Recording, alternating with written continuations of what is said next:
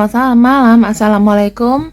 Aku harap kalian baik-baik saja. Untuk pembacaan kali ini adalah yang tak terduga, kejutan besar kau terima sebentar lagi. Kita akan lihat ya, untuk tema kejutan besarnya itu mengenai apa sih teman-teman. Jadi aku akan buka dua kartu. Kira-kira dua tema kejutannya apa? Jadi satu-satu kita akan bacakan ya. Yang pertama, di sini aku melihat ada memori lama nih, aku lihatnya. Aku lihat ada orang lama yang mungkin akan mencoba mengkoneksikan diri denganmu. Ya, ini yang satu akan jadi kejutan. Kita akan lihat nanti ya, teman-teman. Pokoknya apapun di sini, aku akan coba bacakan yang terbaik. Tidak ada kaitannya, sekali lagi ya, tidak ada kaitannya dengan pembacaan pribadiku, karena yang aku bacakan ini adalah pure 100% itu untuk kalian. Aku tidak menggunakan metode pembacaan ini untuk membacakan kisahku, karena aku punya tarot reader juga. Aku konsultasi di tarot reader lain juga, tapi yang udah senior banget gitu. Jadi aku nggak sembarangan juga. Aku juga punya konselor, teman-teman, untuk membacakan pribadiku, karena aku nggak mau buka dari tanganku, takutnya beneran gitu ya. Oke, di sini kalau aku lihat energinya adalah energi maskulin atau dia seorang pria. Kalau dia wanita dia cukup tomboy ya, aku ngelihatnya. Aku lihatnya dia ini apa ya, kalau bisa ngelihat dari sifatnya dia itu orang yang sangat berencana. Jadi dia sangat potensial untuk apa ya, untuk melakukan hal-hal perubahan gitu orangnya. Orang cukup potensial dari keuangan ya, tapi bukan yang kaya banget, enggak, tapi dia cukup potensial dari keuangan. Pekerjaannya adalah gitu ya, tapi bukan yang hebat banget. Dan kalau aku lihat orang yang mendekatimu di sini, dia ini cukup apa ya teman-teman, memiliki otoritas ya. Dia cukup berotoritas, termasuk senior kalau dalam pekerjaan. Dan dia juga cukup kesepian dalam masalah hati. Jadi orangnya itu ndak enakan, fokusnya adalah bekerja ya. Dan memang di umur yang sekarang mungkin dia masih belum menikmati hasil dari pekerjaan dari umur-umur yang lalu. Kita lihat ya di sini. Semakin ke bawah maka semakin dalam. Aku ngelihatnya di sini sebelumnya memang ada kisah yang tidak enak, atau memang dia sangat berhati-hati dalam keuangan saat ini orangnya.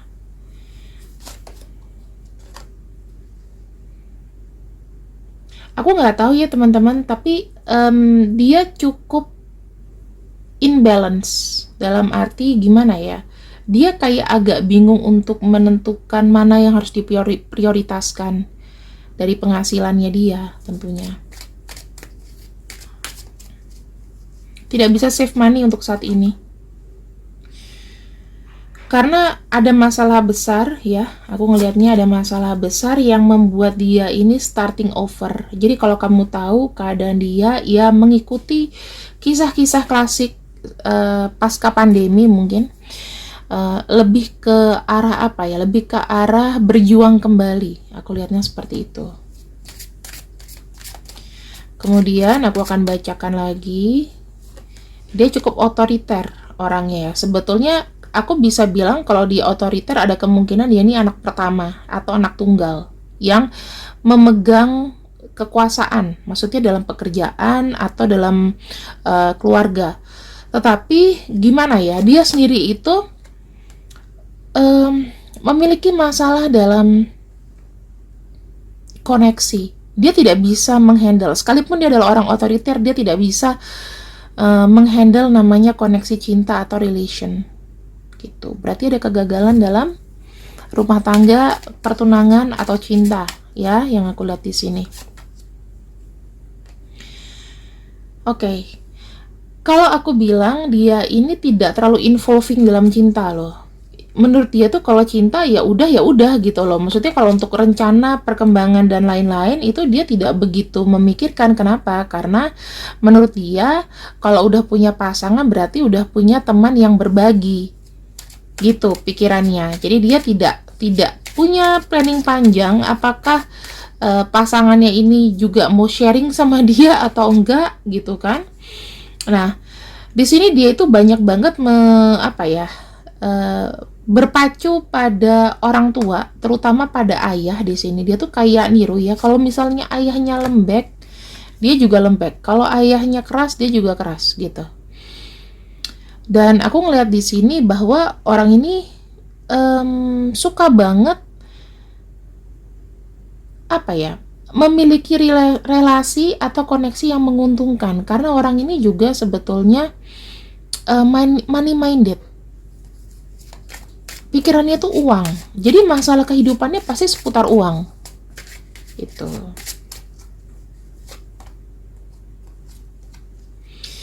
Sebenarnya dia dalam keluarga itu cukup harmonis kok. Kalau dibilang kelahirannya dia ini apakah dari keluarga broken home, tidak sama sekali, harmoni ya. Keluarga yang cukup tapi tidak bukan yang kaya banget, tapi dia keluarga menengah lah. Ada gitu.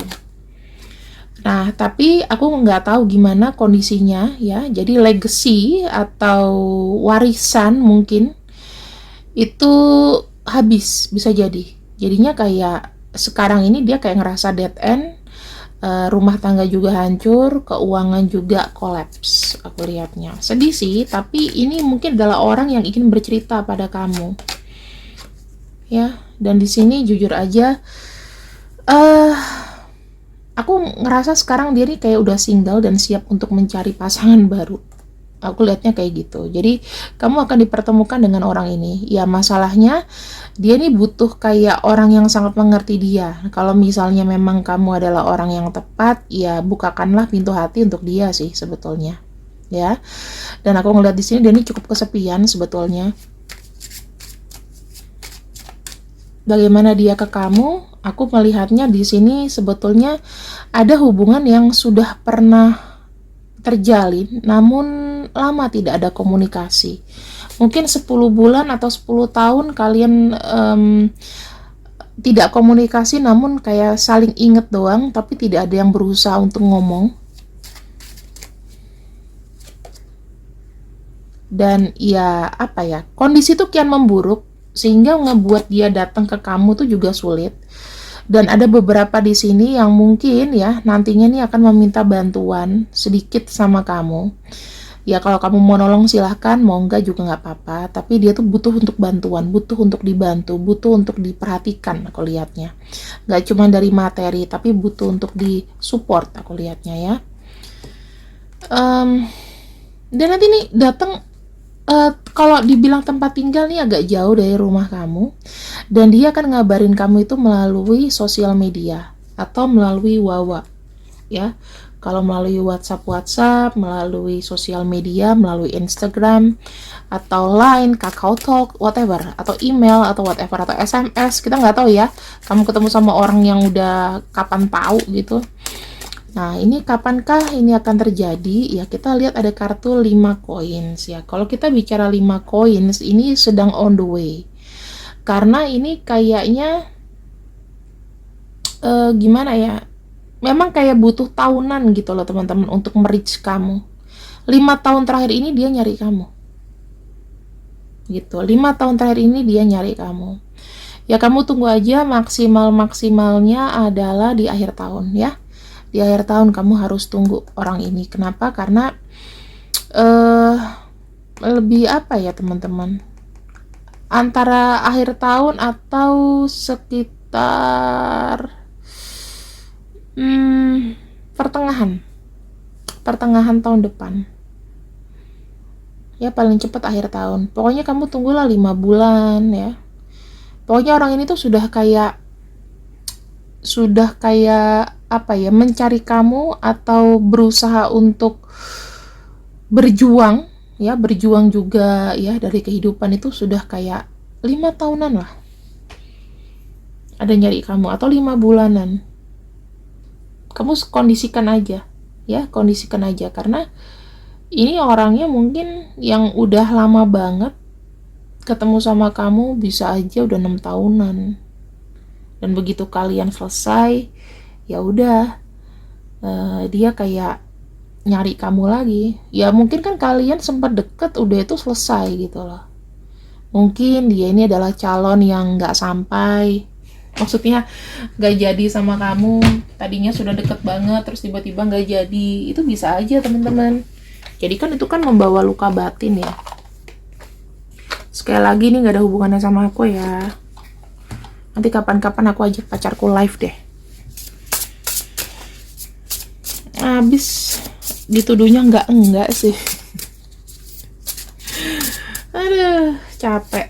Mau nolong, mau cerita, mau sharing, katanya bacain tentang aku, padahal bukan. Cuman sharing masalah pribadi. Pengalaman, ya.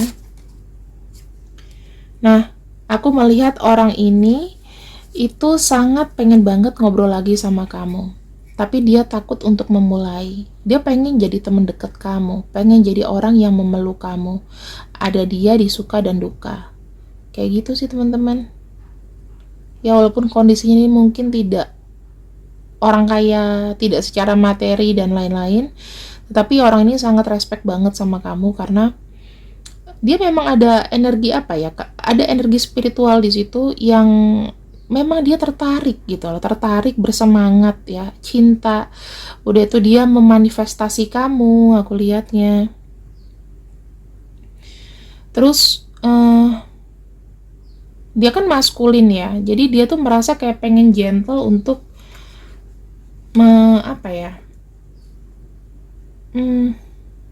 membuat kamu merasa nyaman, kayak gitu, membuat kamu merasa nyaman. Lalu ada malu-malu di sini, dia takut. Dan bagaimana nanti dia datangnya ke kamu ya? Bagaimana secara tak terduga dia datang ke kamu? Ini sih kayaknya ya teman-teman, dari komunikasi, mungkin dari teman ke teman kamu, mengingatkan kembali ke orang ini, atau orang ini tuh nanti akan say sorry sama kamu lewat message. Nyapa kamu lagi dari message. Dia mencoba untuk merintangi kegalauannya, either dia akan hubungi kamu sendiri atau melalui teman.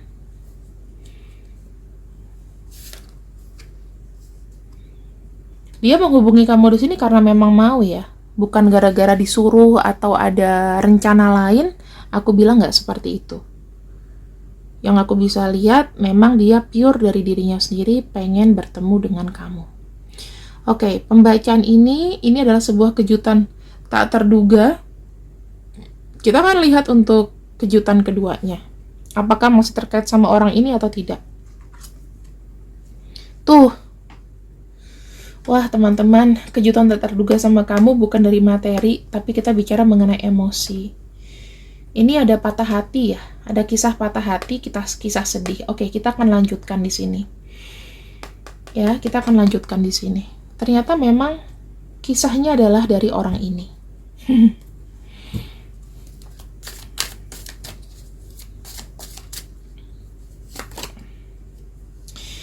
Aku ngeliat ya, selama dia belum nongol, pasca selesai sama kamu, ini dia pengen diceritakan kisahnya sedikit.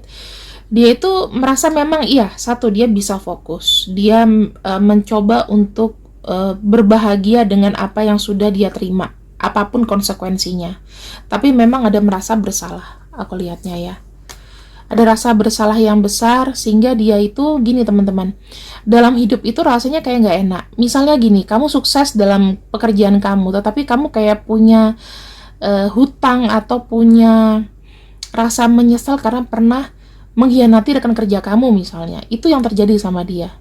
Jadi kayak ada perasaan senang, sisi lain dia juga ada sedih, tapi kayak berusaha untuk di covering up gitu loh. Aku melihatnya setelah dia pergi dari kamu ya, dia mencoba untuk menjauhi kamu, yes. Ada ada itu. Dia mengambil tindakan bahwa ya udahlah aku pergi aja, toh nggak bisa sama-sama gitu kan. Tetapi setelah dia pergi, yang kulihat yang dia rasakan saat ini juga ya, itu perasaannya kayak nggak karuan, tetap nggak bisa lupa walaupun secara fisik itu udah jauh dari kamu. Dia selalu ingin ada rasa ingin kembali, selalu ingin ada rasa untuk bisa komunikasi sama kamu, ngobrol sama kamu, dibukakan kesempatan. Dia bahkan hanya melihat kamu dari kejauhan. Dan yang aku lihat di sini, orang ini tidak bisa bereaksi apapun. Ya, kala itu dia tidak bisa bereaksi apapun. Dia cuma bisa kayak melihat kamu, oh dianya masih ada ya. Ingat, tapi nggak coba untuk nyari. Sampai mungkin dia lihat sosial media kamu, tiba-tiba ada di berandanya atau gimana, kok ini ada gitu. Disinilah dia mulai kayak ada keinginan yang terbersit untuk membereskan masalah dengan kamu. Lagi-lagi ini ya, terkait dengan memori masa lalu, ada rasa cinta, ada rasa sayang di sini yang aku lihat masih kayak membekas memori tentang kamu. Dia juga berharap sih kalau misalnya dia datang, kamu juga akan memberikan perhatian yang sama.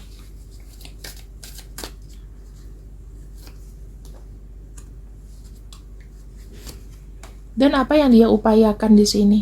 Sekarang ini dia sedang berencana ya teman-teman, bagaimana bisa menghubungi kamu lagi, membuat kamu ingat lagi sama dia. Ini lagi dicoba.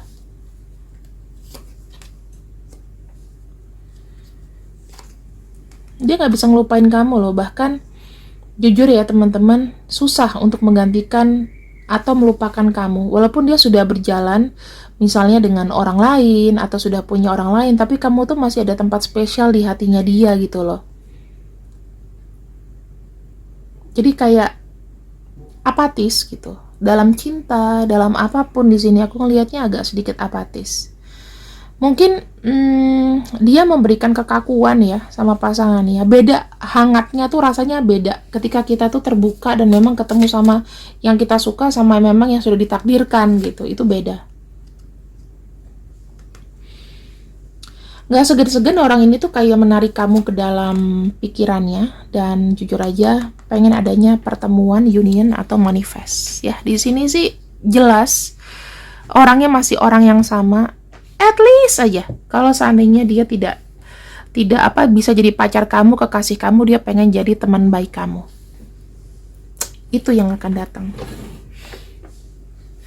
Apa yang dia berikan impact positif apa negatif ke dalam hidup kamu?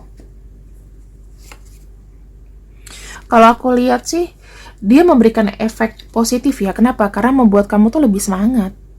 Intinya dia akan datang untuk menyemangati kamu.